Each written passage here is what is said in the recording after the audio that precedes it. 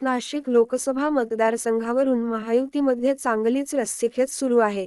यातच सातारा लोकसभा मतदारसंघातून उदयनराजे भोसले यांची उमेदवारी निश्चित मानली जात आहे.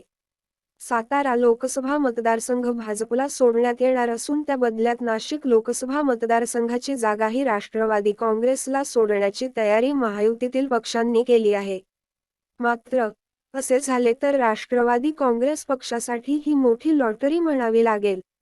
कारण साताऱ्याच्या जागेच्या बदल्यात राष्ट्रवादी काँग्रेस पक्षाला उदयनराजे यांचा राहिलेला राज्यसभेतील 2 वर्षाचा कार्यकाळ देखील मिळणार आहे.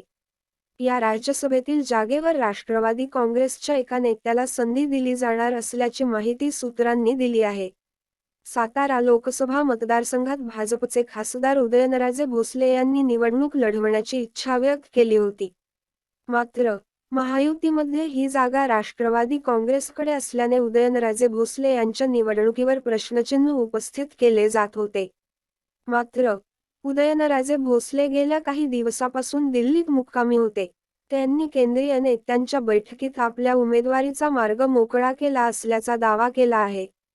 उदयनराजे भोसले हे सध्या राज्यसभेचे खासदार आहेत. त्यांचा 2 वर्षांचा कार्यकाळ अद्याप बाकी आहे. मात्र त्यांची 2 वर्षाची टर्म राष्ट्रवादी काँग्रेसला देऊन साताऱ्याची जागा भाजपने उदयनराजे भोसले यांच्यासाठी स्वतःकडे सोडून घेतला असल्याची माहिती सूत्रांनी दिली आहे. त्यामुळे उदयनराजे भोसले यांनी जोरदार शक्तीप्रदर्शन करत सातारा लोकसभा मतदारसंघातील दावा पक्का केला आहे.